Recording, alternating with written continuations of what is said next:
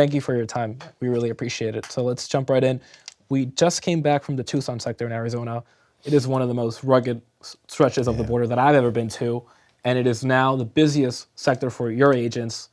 Why are so many people coming to the U.S. border? What is driving this unprecedented flow of people to the U.S.? Well, first off, so you bring up a great point. The entirety of our border is rugged. It's remote, it's austere, it's extreme temperatures, it's hostile terrain, and it's different. It depends on, what we like to say is if you've seen one sector, you've seen one sector. So Tucson has its own challenges and problem sets. You go to San Diego where the mountains are, very inhospitable in some locations, beautiful countries we were talking about, but not meant for people to be out there and surviving on their own without any type of support.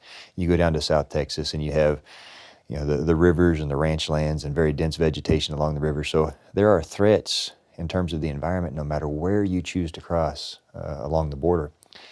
Everything that comes across our border illicitly is under the control and dictation of the cartels and the smugglers. So where we start to see an increase in migrant trafficking or in narcotics trafficking, that is at the behest of the cartels and the smugglers that are in control. And they're always looking for an advantage to be able to be successful in their endeavors. If they think they have a better opportunity to move people or products through Tucson, they're going to go there. And we've seen this happen throughout history. In the 90s, it was San Diego, and then it moved to El Paso. In the early 2000s, it was Tucson Sector. And then around 2012, 2013, it moved to South Texas. And then it went to Del Rio. And then, so they seem to always pick one place or two to focus their efforts.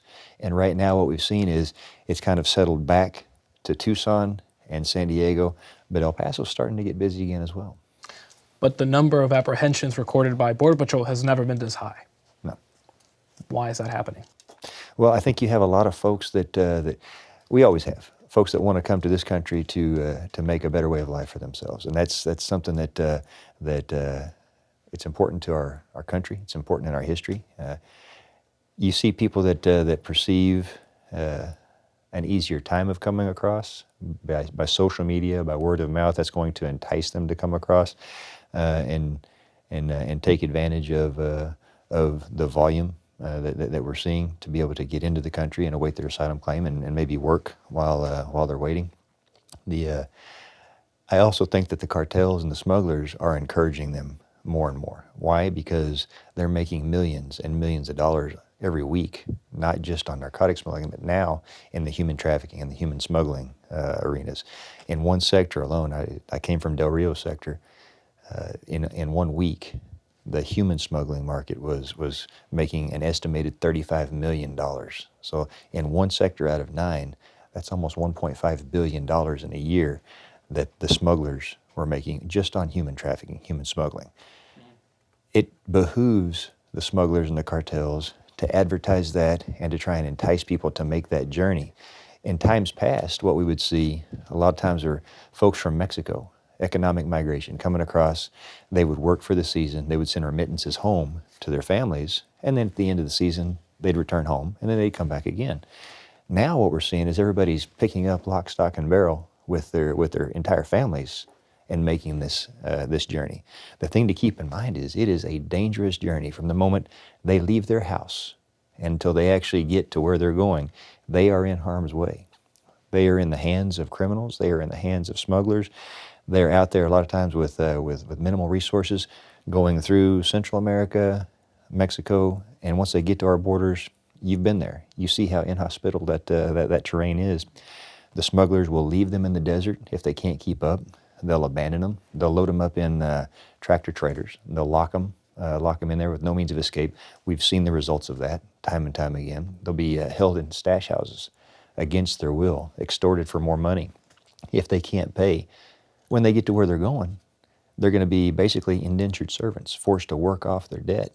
That's no kind of life for anybody, and that's certainly not what we want somebody to experience that wants to come here and make this place their home. That's why it's important. It doesn't matter the amount of people that want to come into our country. They need to use the lawful pathways and not put themselves in the hands of the smugglers.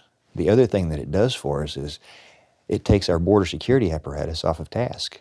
So not only are the smugglers making money off of the human smuggling effort, they're also making money off of trafficking narcotics and criminals and other things that we can't be there to stop. In that vein, we heard from your agents on the ground that when they are rescuing migrants in distress or responding to a group that has been abandoned in a really remote stretch, the smugglers, the cartels are driving even more people, more illicit drugs in other parts of the border. Are the cartels, are the smugglers setting the rules of engagement here? Yes, they absolutely are. They dictate what the flow is going to look like, and we respond to it. Now, we try and get out in front of it and deny them the ability to use these areas, especially ones that we think are going to be dangerous for us and for the migrants. But at the end of the day, there's over 1,900 miles of border with Mexico. Now, when you talk about 20,000 Border Patrol agents, that sounds like a lot. But when you multiply that by 24 hours a day, 7 days a week, across the entirety of the year, that number starts to dwindle very fast, and that's exactly what they'll do. The tactic is they'll push groups across knowing that we're going to respond from a humanitarian perspective and make sure that they're safe. And while we're tied up and occupied doing this, what are they doing a couple miles down the road? Can you stop that? Stop what? What they're doing, diverting your agents to other missions? Well, what we try and do is we try and get the message out there to the migrants that want to come here and say, look, don't put yourself in that situation. Don't believe what the smugglers and the cartels are telling you. It is dangerous. They don't care for your well-being. They will let you die. Use these lawful pathways. Come into the country the right way. That, in and of itself, would go a long way to helping stop that tactic that we're talking about. And that would let the men and women of the U.S. Border Patrol focus on going after the bad actors, the narcotic smugglers, the hardened criminals that would come into the country and do our communities harm. Are you concerned about that, about the potential dangerous people or potential terrorists who may be infiltrating the country because you are so focused on processing asylum seekers, families, and others who are in distress? Absolutely. That's you ask any law enforcement officer, especially somebody that works in border security, that is what keeps us up at night. We're at closing in on 1 million entries this fiscal year alone. That number is a large number, but what's keeping me up at night is the 140,000 known gotaways. That is not part of that tally. That is not part of that tally. And that's just what we know. There's the unknown that you add to that. Why are they risking their lives and crossing in areas where we can't get to? Why are they hiding? What do they have to hide? What are they bringing in? What is their intent? Where are they coming from? We simply don't know the answers to those questions. Those things for us are what represent the threat to our communities. Is that a national security risk? That is a national security threat. Border security is a big piece of national security. And if we don't know who is coming into our country and we don't know what their intent is, that is a threat. And they're exploiting a vulnerability that's on our border right now. What do you need the most to deter people from crossing the Rio Grande illegally or the desert in Arizona and California illegally? So everything revolves around being able to deliver a consequence for an action that you don't want a person to commit. So you don't speed because you're afraid of getting pulled over and getting a fine, a ticket. If people know that there's going to be a consequence for breaking the law, they're going to be less likely to do it. The other piece of that is you need the agents out on patrol to be able to enforce that consequence. Those two things together at a basic level are what makes up our border security apparatus. The other things are force multipliers for those agents that help them stay safe and help them do their job better. I'm talking about technology. I'm talking about infrastructure to be able to respond along the border. I'm talking about the right equipment, the training that they need to be safe. All of those things come into play to make those agents out on patrol better at stopping that activity and being able to deliver the consequences when somebody does. And when you say consequences, you mean Jail deportations, jail time? I'm talking about jail time. I'm talking about being removed from the country, and I'm talking about being banned from being able to come back because you chose to come in the illegal way instead of the established lawful pathways that we set for you. And are you pushing for that? For more people to be detained, for more people to be removed? Yes. If they choose to come in illegally, they have broken the laws and there has to be a consequence. Not because we don't want people to be able to come into the country, far from it, but because we want them to be able to come into the country safely. We want them to be out of the hands of the smugglers. We don't want money from that activity going into the pockets of the smugglers, and we certainly don't want the cartels to be able to exploit that situation that pulled our men and women off of the border security mission. The state of Texas right now is asking federal courts to allow it to enforce a law known as SB4. I'm sure you're familiar with it, which would allow the state to arrest migrants on criminal charges and to order them to go back to Mexico. Would that law make the situation worse or better? So we'll have to see what the courts decide on it, right? I will tell you, it's not going to stop us from doing our job. I'll tell you that, especially in Texas, there's no better partner for the Border Patrol than the Texas Department of Public Safety. We have worked hand in hand with that agency for as long as I've been around, and I don't see that ever stopping. They have always been very good at complementing our mission. They back us up when we're out in the field, and we do for them as well. So whatever the laws are that they're going to be enforcing, our mission remains constant, their mission remains constant, and at the ground level, I don't see it ever changing where we're going to be there to work together to make sure that we keep the communities and our country safe. But Texas officials don't have the training that your agents do on immigration laws, on asylum law. Right. Does that concern you that they could be implementing these laws when they don't have that training? We work side by side. You know, we're together most of the time. We don't have training in how to do vehicle stops for speeding violations or for DUIs, but we'll still be there to back them up whenever they do. A lot of that takes place on the ground is exactly the same. You'll have Texas DPS there to back us up whenever we're doing our border security mission. I think you have to take that into consideration because you have law enforcement agencies out there that have their own respective mission sets, and sometimes just by being out there and doing your job, it's going to overlap with what your partner agencies are doing. As long as you're there to back them up and keep them safe, it's not really a matter of whether or not you're trained to do their job. We have seen a sharp increase in migrant crossings in Arizona and California, and the numbers in Texas have remained low compared to last year. Governor Abbott has credited his policies, the razor wire, the arrests, the busing of migrants to cities, for that demographic shift or that geographic shift, if you will. Is that accurate? Hard to say. Could it have had some impact? Sure. Is it the one panacea that's that's corrected the problem? I don't think that's a fair statement because there's a lot of people that are working behind the scenes to try and control the irregular migration flow, to include the government of Mexico. We're partnered very closely with them, and they're working to the south to stem the flow and to go after the smugglers and the cartels that are responsible for it. We have a constant messaging campaign going to the nations of origin where these migrants are coming from, letting them know how dangerous the journey is. We're starting to deliver better consequences ourselves with the repatriation flights that we're sending people back once they're being removed. I think all of those things in totality are having having a positive impact. But it's tough to say if there's any one thing that's the singular cause for what causes a shift in a migration pattern. We recently went to a shelter in Tucson, and their concern is that the money they receive from DHS is running out, and that they could be forced to reject migrants from your agency, and that your agency could be releasing migrants into the streets of Tucson and other cities. Are you planning on doing that, and are you concerned about these street releases, rather? So our mission continues. It doesn't matter what the situation is down the chain in the system. We can only hold so many people, and we have to be out there on patrol, looking, like I said, for the bad actors. And where we can, we're turning them over to the NGOs and ERO and other partners to help get them out of our custody so we can focus on others that are coming behind them and the other threats that are out there. At the end of the day, that's not going to stop, and it really doesn't, the funding that our partners receive or don't receive doesn't have any bearing on that mission. But ideally, you don't want your agency to be releasing migrants into the streets of a city.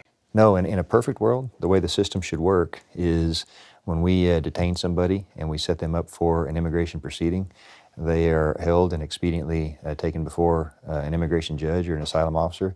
That case is heard, and they're either found to have a right to remain in the country or not. And if they're not, they're expediently returned back to their country of origin. That's the way that it should work. But it is a possibility that you could be forced to do that. Yes. You mentioned that there has been a dramatic shift in the demographics along the border. We met migrants from Peru, Ecuador, Nepal, Burkina Faso, Mauritania. how are people from Nepal and Africa coming here? So that's, you bring up a great point, because a lot of folks, when they think about the situation on our U.S.-Mexico border especially, it's always this mindset, there's people mostly coming from Mexico or mostly coming from Central America or South America.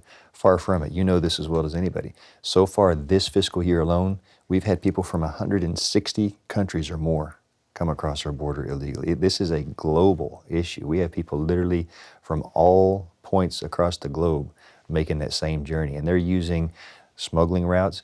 Every country and every region has smugglers that try and facilitate a pipeline for them to get to where they're going, and they're connected with one another. So they may, if they're coming from Europe or they're coming from Asia, they'll find ways to get to maybe South America, and then from South America they may make their way up through the Darien Gap and make their way up through Central America, and ultimately find their way to decision points that take them to different points along our borders depending on what smuggling organization that they're using. But it doesn't matter where they're coming from. These smuggling organizations, these cartels, they are well organized, they are well funded, and they are receiving anyone and everyone that's going to pay them for that journey. And the only way you can stop that, or at least curtail it, is by working with other countries. 100%. And that's an important piece of what we do. It's not just about going after an illicit flow. It's about going after the people and things that are responsible for that flow. You can't just do that on one side of the border. When we do investigations and cases and targeting of a network, you have to make that network uncomfortable on either side of the border. We can't do that unless we're working hand in hand with these other countries. And Mexico is one of our biggest and best partners in that endeavor. But I will tell you, that partnership for law enforcement is global as well. In each of the past 2 fiscal years, Border Patrol, your agency, has recorded over 2 million migrant apprehensions. Are you on track to do so again? Yeah, so we're coming up on the end of the first half of the fiscal year, and we're approaching 1 million apprehensions so far. So yes. So if that trend follows, then yes. And do you expect it to follow that trend? I see no reason for it to change what it's doing. Do you think these numbers, this historic migration wave, will ever return to pre-pandemic levels, or is this a new normal? No, I think it has to. I think it has to normalize. I think that there's probably always going to be, in some form or fashion, the irregular or illegal migration. I think making sure that there's the pathways available for people that genuinely want to come to this country and make it their home and make a better way of life, we have to have that available as long as we are welcoming people into this country. If not, we're simply putting them in the hands of criminals that would exploit them and do them harm. But to the extent we can, yes, we need to drop that irregular or illegal migration between the ports of entry down to as close to zero as we possibly can, because it's only benefiting the criminal enterprise, it's only endangering the migrants, and it's only endangering our communities, because there are others that are exploiting that situation that are going to be harmful. They're going to be the narcotic smugglers, they're going to be the hardened criminals, the sexual predators, the known gang members that we have seen already. Even though we're being pulled off task by the migrant flow that we're seeing right now, we're still catching these bad actors. These are the people who keep you up at night. Yes, these are the people that, in any of our communities. Imagine if you look at some of our posts that we put out there, some of these convicted sexual predators. If you have children that are going to these schools, you don't want people like that in your communities. If you have known gang members that have committed just atrocious, violent acts, you don't want those folks coming in and living in your community. If they're bringing in fentanyl, this the most deadly narcotic that we've seen to date, that in some cases a few grams can be lethal, you don't want that substance getting onto our streets where some of your family members and friends could inadvertently come into contact with it. These are absolutely things that agencies like the Border Patrol exist to keep the communities safe from. That is what keeps us up at night. If we can't get out there and stop those threats from coming across the borders to get into our communities. Historically, during this time of the year, migration to the U.S. border increases. Are you expecting an influx in the spring, and are you ready to respond to it? Based on the trends, we typically do expect that as we come into the summer months, the numbers will go up. So I see no reason to think that it wouldn't. I'm always happy to be surprised and have that not be the case. But yes, because one of the things that we always prepare for, there's an increase in the humanitarian need. They find themselves out in these extreme temperatures and these very inhospitable conditions that we talk about, and they get into trouble. and usually it's the first people that respond and pull them out of danger are Border Patrol agents. So we have trained EMTs, paramedics, search and rescue teams that are out there on patrol doing Border Patrol work, but when the need arises, they'll respond to the 911 calls and try and, but tragically, we're not always successful. We lose people every year, whether it's drowning coming across the river or whether it's being abandoned by the smugglers or they get lost in the ranch lands or the deserts in the Baba Kivri Mountains, and we end up finding the remains sometimes years later. You mentioned the concern you have about dangerous people coming into the country. Former President Trump has said that we have millions and millions of people coming from jails and prisons. Is that accurate? Millions and millions? I don't know. I don't know what the. I don't know if there other countries are releasing people from jails and those folks that got released are making their way up or not. I don't know what the numbers would be. It's the unknown that scares us. I can tell you that there are at least 140,000 that we know about that have gotten away, that we have detected but not been able to apprehend. And I know there's a good likelihood that there's plenty more that we had not detected that also got away. Is it possible that at least a portion of them come from violent criminal backgrounds or served time in prison in other countries? Absolutely. By and large, though, are the vast majority of these folks good people, if you will? I think the migrants that we encounter that are turning themselves in, yes, I think they absolutely are by and large good people. I wish they would choose the right way to come into our country and not start off on the wrong foot by breaking our laws. There are still people that we're finding in those groups, though, that have criminal backgrounds, that have that have been convicted sexual predators, that have been convicted gang members. A very small amount in that population, but they're still there, and that would lead, I think, a logical person to conclude that the gotaways probably have a higher incidence of that because they're going to be scared to turn themselves in to us and go through that process because they're going to be found out. Most of the folks that we're encountering that are turning themselves in, they're coming across because they're either fleeing terrible conditions or they're economic migrants looking for a better way of life. Doesn't make them bad people. It's just that they're not being respectful of the laws that we've established as a country, and they're actually putting the people in this country in harm's way because they're pulling the border security apparatus off of task. I think if you ask most folks, that's the biggest issue that anybody has with the irregular or illegal migration. Are there any parts of the U.S.-Mexico border that go unpatrolled because of this crisis? There are parts of the U.S.-Mexico border that are always unpatrolled and always have been.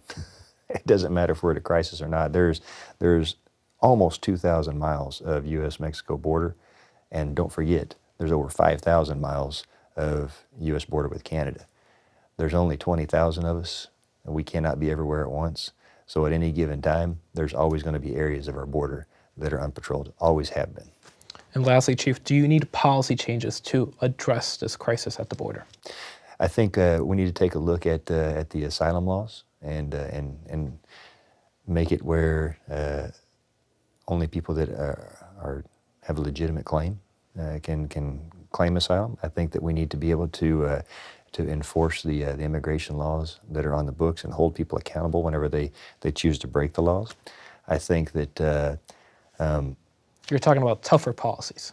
yes, simply to deter the desire to come across at a point other than the port of entry. If there's no motivation to do it the right way, and the right way is causing people to have to wait a little bit longer, well, naturally they're going to choose to come between the ports of entry. We need to take that off the table and make sure everybody's coming through the front door, through the port of entry, and that allows us to get back out to the business of securing the border. Chief, is there anything that I did not ask you that you wanted to underscore or highlight? No, I think it pretty well covered. I always do like to say that a lot of folks don't, I think, fully understand the job of a United States Border Patrol agent. They're more than just law enforcement. They're humanitarians. Most of them are parents. They're spouses. They have families, and so they're always going to be the ones to respond and put themselves between danger and the innocent. They're going to save lives. They say there are literally thousands of lives, migrant lives, that are saved every year thanks to the efforts of the men and women of the United States Border Patrol. They also are responsible for countless criminal arrests, keeping bad people off the street. They're also responsible for literally tons of narcotics making it into our streets. They need the support. They need to be funded. They need to be resourced. They need to be taken care of in a way that befits such an important resource. It's not just anybody that would go forth and do a job like this, and no matter what gets thrown at them, they get up and they go back to work each and every day, and they continue to do the job. I want everybody to see the treasures that they've got in the men and women that put on this uniform and go out and do the job each and every day. They need to see that side of the story that doesn't always get told. Pulling women and children out of the river, doing CPR in some cases, going out into the middle of the desert and seeing the faces of folks that are lost, when the first face they see is a Border Patrol agent that's giving them water and medical treatment. Those are the caliber of people that put on this uniform and go out and do this job. That's the real story. That's what's happening on the border each and every day. So anything we can do, whether it be policy changes, whether it be funding, whether it be extra resources to support that endeavor, I'm in support of.